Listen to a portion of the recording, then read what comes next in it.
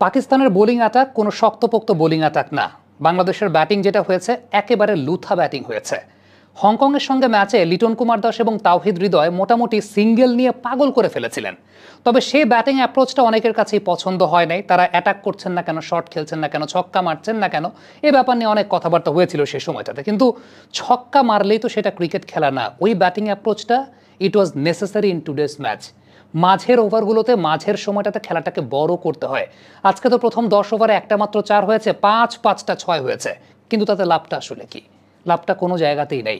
মাঝের ওভারে খেলা বড় করতে হয়। হ্যাঁ, ইনিশিয়াল টপ অর্ডার থেকে শর্টস খেলবে, সেটা খুব স্বাভাবিক, কিন্তু যখন উইকেট পড়ে গেছে তাওহিদ হৃদয় যেটা করেছেন সেটা হচ্ছে একেবারে ক্রাইম। তাওহিদ হৃদয়ের কাজটা আজকে যেটা হয়েছে সেটা একেবারে ক্রাইম হয়েছে। আগের বলতেই রান আউট চান্স থেকে বেঁচেছেন, সাইফ ওই দিক থেকে অ্যাটাক করছেন, সাইফ ব্যাটে বলে টাইমিং করতে পারছেন, তাওহিদ হৃদয় আরেকটু ওয়েট করলে স্পিন আসলে পরে তখন তিনি শট খেলতে পারতেন। দ্বিতীয়ত যে বিষয়টা সেটা হচ্ছে নুরুল হাসান সোহান এবং শেখ মেহেদী যে সময়টা ব্যাটিং করেছেন, একদম সরি টু সে আমার কাছে প্রত্যেকটা বলেই মনে হচ্ছিল যে উইকেট যাবে, প্রত্যেকটা বলে উইকেট যাবে। এখন সোহান যে বলটা প্রথম বলটা 6 মেরেছেন সেটাও উইকেট যাওয়ার মতো বল ছিল। এর পরের যে বলতে তিনি স্কুপ করতে গেছেন সেটাও দেখে মনে হয়েছে এই মনে হয় উইকেট গেল। এরপরে যতগুলো বল তিনি খেলেছেন আমার কাছে মনে হয়েছে এই মনে হয় উইকেট গেল, এই মনে হয় উইকেট গেল। শেখ মেহেদী হাসান, আমি এই জায়গাটা প্ল্যানিংয়ের একটা বিষয় আমি জানি না আসলে বাংলাদেশ টিমের প্ল্যানিংয়ের জায়গাটা কীরকম। যখনই কোনো একটা কোলাপস হয়, শেখ মেহেদী হাসানকে ব্যাটিং অর্ডার ওই জায়গাটায় নামানো হয়। কতটুকু আসলে এই কোলাপস ম্যানেজমেন্টের জন্য তাকে প্রস্তুতি গ্রহণ করানো হয় সেটা একটা প্রশ্ন হতে পারে, আমি জানি না। আমি যেহেতু ন্যাশনাল টিমের প্র্যাকটিস দেখি নাই, আমি সেটা বলতে পারবো না যে কতটুকু এই ড্যামেজ কন্ট্রোলের জন্য তাকে প্রস্তুতি গ্রহণ করানো হয়। ব্যাটিং দেখে মনে হয় যে সেটা তো আসলে হয় না। তাইলে যদি সেটা না হয়, তার ব্যাটিং ক্যাপাবিলিটি নিয়ে কেউই কোনো দিন আমার কাছে মনে হয় না বলতে পারবে যে তার ব্যাটিং ক্যাপাবিলিটি 4 বা 5 নম্বরে ব্যাটিং করার মতো। বোলিংয়ে he is a tremendous bowler.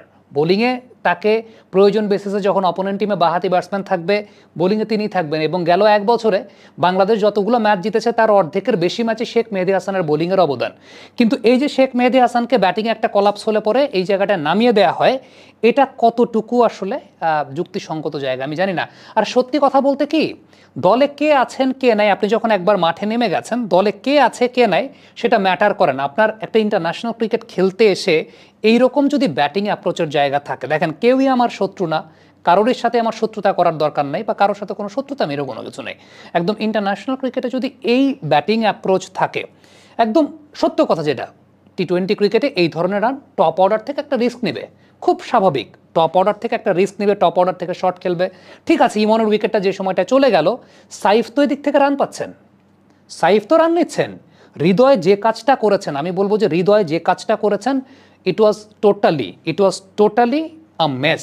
বিষয়টা এরকম না যে হৃদয়ের স্পিনে ক্যাপাবিলিটি নাই, হৃদয় সিঙ্গেল নিতে পারেন না, স্ট্রাইক রোটেট করতে পারেন না, বিষয়টা কিন্তু সেটা না।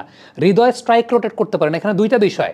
একটা বিষয় হচ্ছে যে হৃদয় স্ট্রাইক রোটেট করতে পারেন, হৃদয় স্পিন ভালো খেলতে পারেন, হৃদয়ের সে এবিলিটি আছে, কিন্তু হৃদয় যেটা করেছেন সেটা হচ্ছে একদম রাশ শট, মানে এটা হচ্ছে একেবারে রাশ এবং একটা ক্রাইম করে এসেছেন হৃদয়।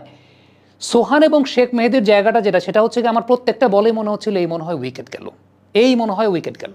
মানে ওই জায়গাটা প্রসঙ্গটা চলে আসে আসলে ক্যাপেবিলিটির জায়গাটা, আসলে ব্যাটিং ক্যাপেবিলিটি কতটুকু ওই সময়টার জন্য, মানে মিডল অর্ডার ওই সময়টায় কি ডিমান্ড, মানে আপনার ওই সময়টা আপনার রান তো এমন না 170-80, ওই সময় বাউন্ডারি স্কোরিংয়েরও দরকার নয়, এখানে আপনার স্ট্রাইক রোটেশনটা দরকার, ওই সময় দরকার স্ট্রাইক রোটেশন। সেই স্ট্রাইক রোটেশনের জায়গাটাতে মানে অ্যাটেম্পটা নিচ্ছেন ছক্কা মারার জন্য, প্রত্যেকে অ্যাটেম্পটা নিচ্ছেন ছক্কা মারার জন্য, দরকার তো নয় ছক্কা মারতে গিয়ে ছক্কা হচ্ছে না, কখনো কখনো মনে হচ্ছে যে এই মনে হয় গেল, আবার কখনো কখনো আপনি উইকেট দিয়ে আসছেন।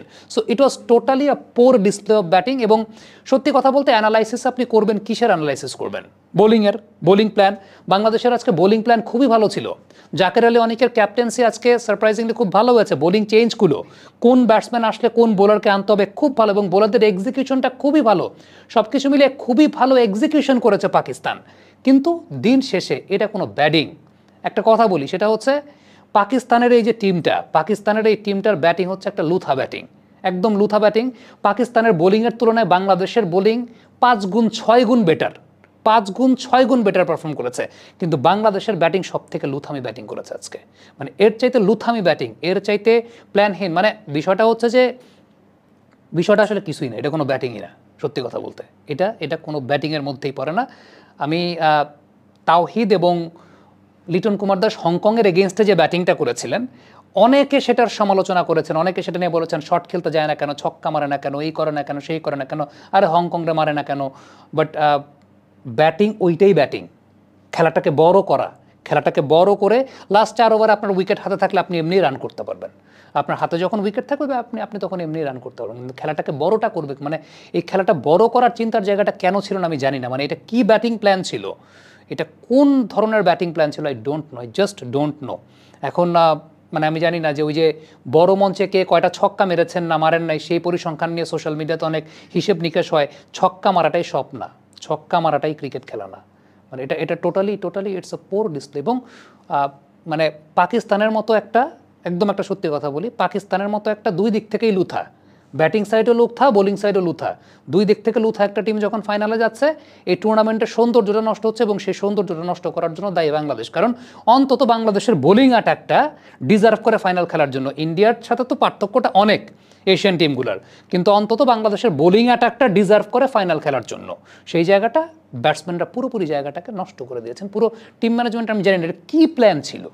মানে আপনি যখন 135 চেজ করছেন, আপনার 6 মারতে হবে কেন আমি জানি না, আসলে জানি না, আমি জানি না।